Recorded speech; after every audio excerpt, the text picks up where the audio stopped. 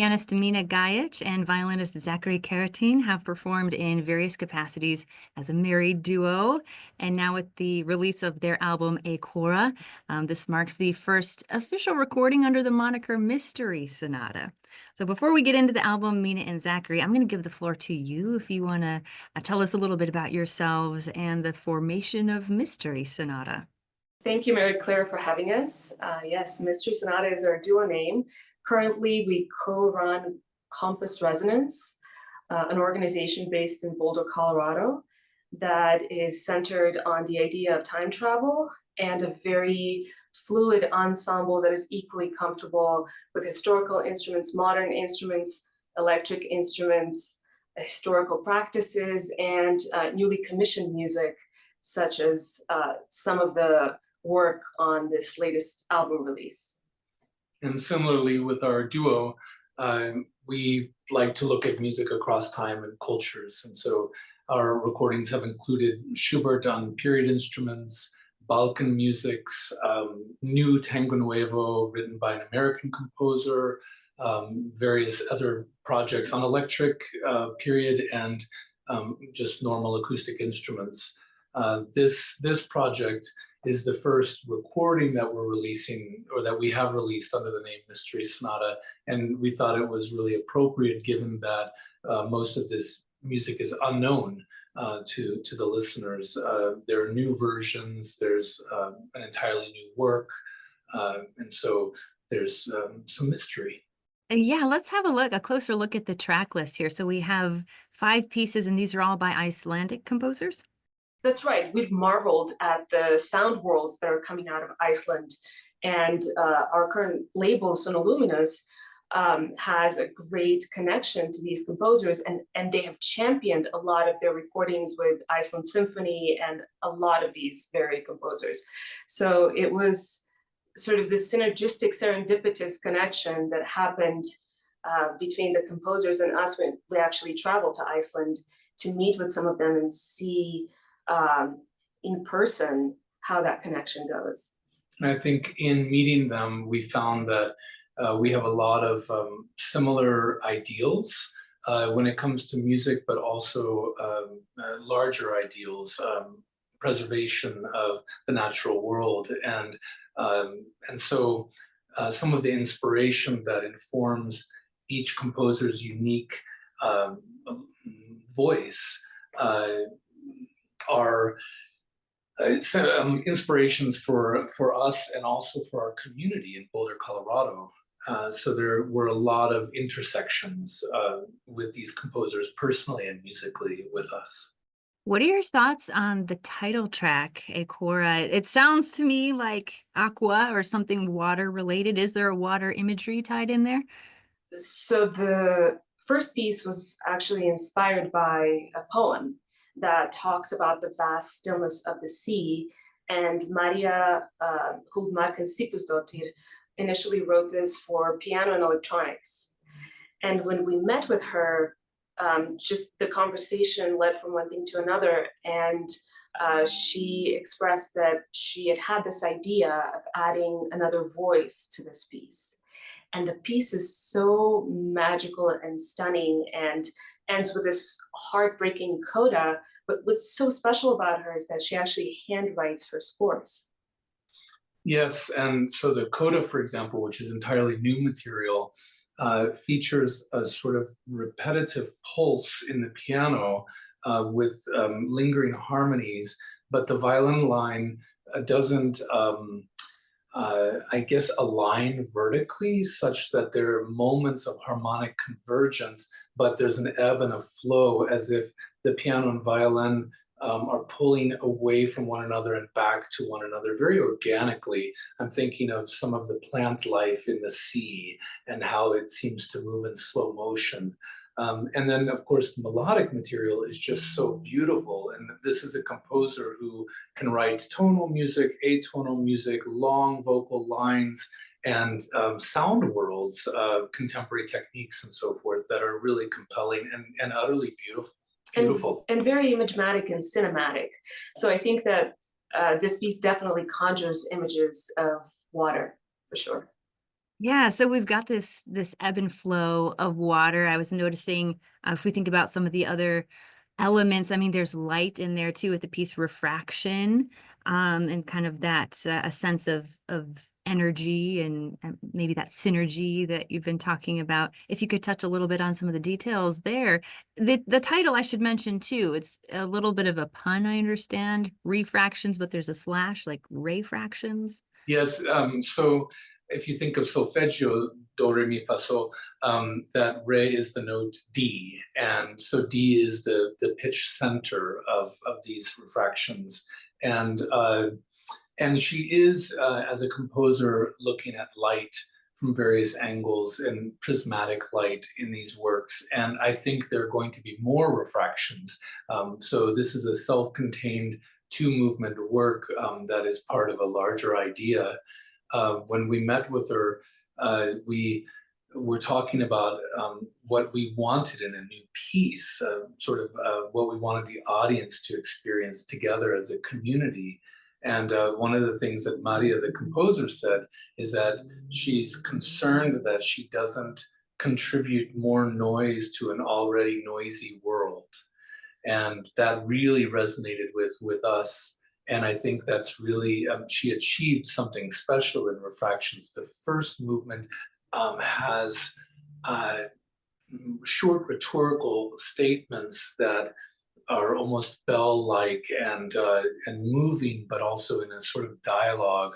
I like to think of the first movement as preparing the perception, really slowing down time and almost washing the noise out of our consciousness. And then the second movement, which is so cinematic and this expansive vocal line for the piano, she almost reverses the roles. So she gives this sustained, elongated vocal line to the piano, but then has the almost orchestral accompaniment in the arpeggiated violin. And what she achieves in that is the sense that the piano is almost a bowed instrument, insofar as the continuous resonances of the violin are able to support the crescendos, the dynamic shape of the piano, in a way that makes the piano even more sustained than it would be normally. And this just makes me so happy because I finally have this long line that physically can't be sustained due to the nature of the instrument, but it just works so beautifully with the arpeggios that are in the violin part. And I just love that somehow in this whole thing, she's really able to escape any percussiveness of the piano and just treat it as a string instrument that can really sustain a line. And then where does Notre Dame fit into the larger picture here? Notre Dame is by Paul Ragnar Paulson, and it was really inspired or sparked by, no pun intended, by the fires at Notre Dame Cathedral in 2019, originally written for violin and harp. The piece really plays around and explores different timbres and colors of the same pitch produced differently, whether it's a harmonic on the piano, a pizz on the piano, violin, etc. And I just think it's just so miraculous to think of these two movements, North Tower and South Tower, and to think that during the devastating fire, they didn't collapse, they stayed. And that just idea of resonance moving around, and if you think about it, the piece itself is also very image conjuring and imagematic. There's this one moment in the second movement where I really very heavily slap the bass strings, and you kind of think of a moment of a structure collapsing into itself. And it's a very powerful moment that sort of builds up to itself and then it comes down crashing. Yes, and within the drama, there are also these really poetic, colorful statements and bell-like tones. The North Tower and the South Tower are bell towers, and so you get a lot of that in the piece. The composer, Palk, studies how a unison pitch can actually have its own character from instrument to instrument and string to string. So in the piano, there might be plucking of harmonics or nodes on the strings of different string lengths, but the same pitch in the same octave. And then the violin does the same with various harmonics and stopped notes or fundamental notes. And what ends up happening is not only are there timbre differences in these unisons, but even subtle intonation differences. So your unison pitch isn't really a unison, that's slightly out of tune, let's say. And in fact, that's very intentional. We worked with him quite a bit on this piece, and he felt that this slight intonation differences that are natural, naturally occurring in this overtone series and on the various string lengths, that these intonation differences contributed to the timbral differences and almost to a rhetorical meaning that each note can have. And so rehearsing this was really fascinating. Also, I should say he uses a lot of contemporary techniques on the violin that alternate between harmonics and fundamental notes quickly. And so these are very coloristic. And what I found in rehearsing this on my own, just to work out the violin aspects, is that when you're trilling between, for example, a harmonic and a fundamental note with a bow, and you add a crescendo and you sort of create a dynamic shape, other noises enter into the sound world. Sometimes they're undertones or difference tones. Sometimes they are almost white noise or scrapes.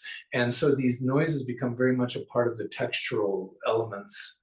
And of course, they're so perfectly captured in high fidelity and sonalunas. You can really feel like you're right there.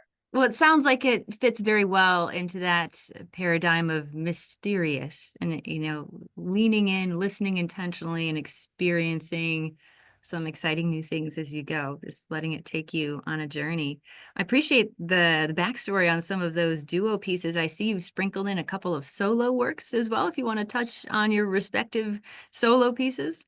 Yes, so what we like to do in programming and in the way we structure our recordings is to think of everything as a flow or standing individually.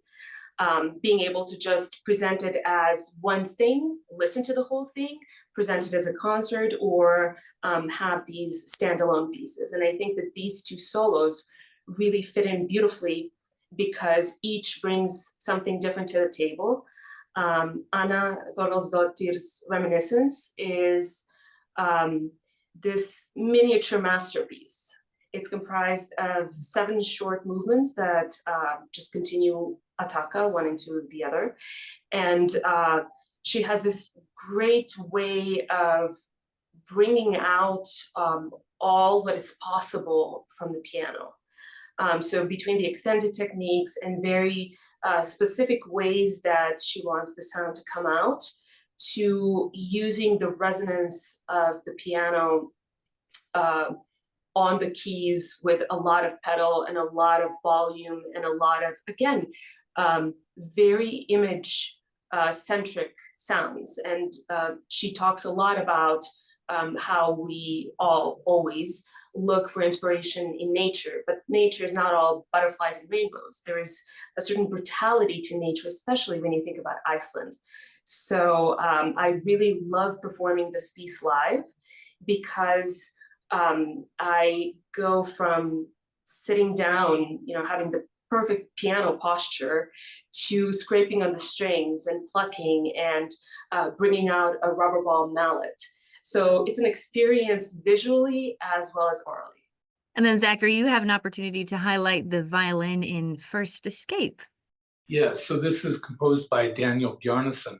And in a way, it's a departure from the other music on the album. I think all of the other pieces have a sense of the expansion of time in one way or another.